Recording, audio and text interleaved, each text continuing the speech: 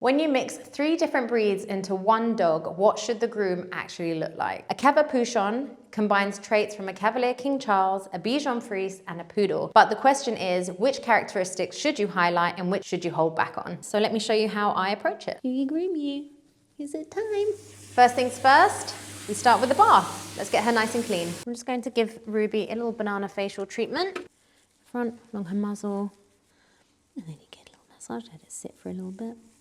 Yeah, it helps exfoliate, brighten, lift any dirt and debris from the face. It really is a very quick and nice treatment. My final rinse, making sure everything is squeaky clean.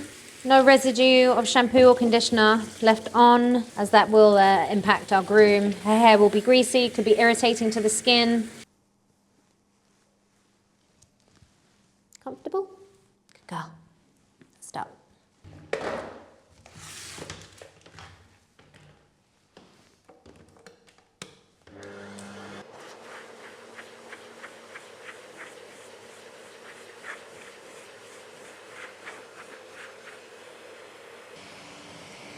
Bananas, girl.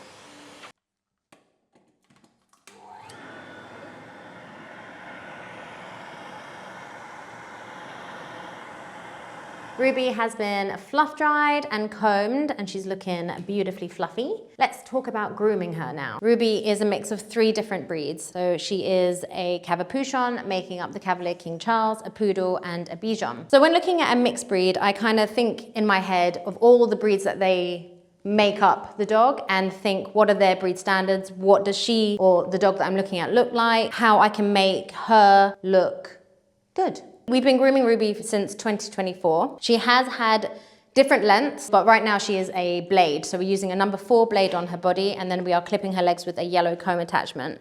She has the cute little short ears, and that's because her owner likes to keep her face nice and round and like compact looking. And again, that looks a bit like the Bichon, that points the direction of the Bichon, because the Bichon ears are tucked into the head and then it's nice and full. Right, Ruby? Just edging further and further away from me. Now I'm going to follow the coat direction here. So you see I went straight along her spine like this, and now I'm going to go around her rib cage diagonally. Blending this through. I apply pressure, and then I don't. So I skim it. When I was teaching hairdressers for humans, I found it a lot harder to actually help them understand this transition line, this blending, because in their head they had this already known technique of how to work with humans, like when they're doing male or short hairs, that you'd use different blades and lengths and everything like that to like blend it out. But a lot of this is just freehand and you're just skimming. And then you use scissoring to tighten it all up.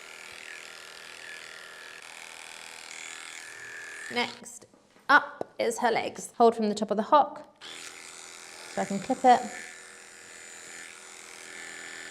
I'm going to clip the sides. And then what I'm going to do is I'm going to lift her leg up to the side. I'm going to come from behind and I'm going to clip the underneath. And this is one clipped leg. Clipping the front leg, I like to hold their paw relaxed. I'm not holding it tight, it's just kind of in my hand and I'm guiding it. And I'm quite slow when I do the front legs. I'm not rushing it because they're always so sensitive. And I find that the slower you are, the more they understand what's happening and the less likely they're going to pull. Alrighty, pads and nails now. You are such a good girl, Ruby. She's got a little teddy bear pad, obviously going to expose that. Should we do your nails? I like to just take off bit by bit by bit. If you still see white, then you can go till you see a nice black dot. Time to start scissoring. The scissors that I've got is my small straights, my cheetah larger straights for like the leg, and also my chunkers. I always start on the underneath, getting rid of the excess from around, above here, making a nice round foot. Here we go. There's a round foot. And I'm just following the shape of the leg. Just dusting this. Look at that hair she's got. It's beautiful, isn't it? So now that I've done the front, the back, and the side, now I'm going to do the inner part but on the front side because I have to do it on the back as well. And again, oh, kisses, thank you, baby.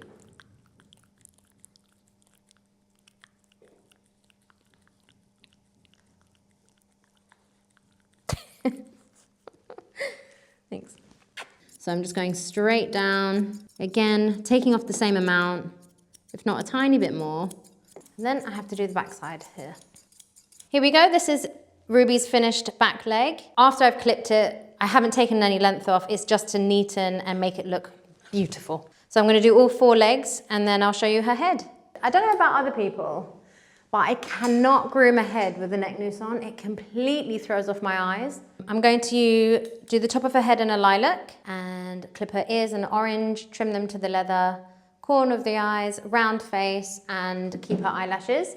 And also, she has a little bit of a funky smile. So her bottom jaw goes slightly in front of her top. I will kind of keep this I don't want to go too tight, and I want to leave it padded so that it emphasizes more of a round face rather than pointy. Skimming over the front, following the hair round. Next thing is the corner of the eyes. Thinning scissor, take this part off. Trim above, nice semicircle. This is beautiful. You can see the ear is flat and my clipper is going towards the outer edges. There's no way I'm gonna go like that because that's gonna go straight in there. So you can see it's gonna sit nicely. Good girl. Now let's see. Here we go. Okay, so I can see this bit here needs to come off. There you go, look at that. But her ears are looking nice and you can see it is very circular. So I'm just gonna trim that away. What I always like to do, and I say to our team here at Hackney Barkers, is ruin your groom. At the end of it, when I think like, oh yeah, I've done, she looks perfect, then I will try my best to ruin it. I will pull hair from all different directions because that's what's gonna reveal itself anyway. So I'd like to be the one to do it so then I can then trim it. So then it is actually perfect. I think her mum just popped up. And this is my take on a Cavapoochon. Are you happy, Ruby? Are you ready to go home? Ready to see mum?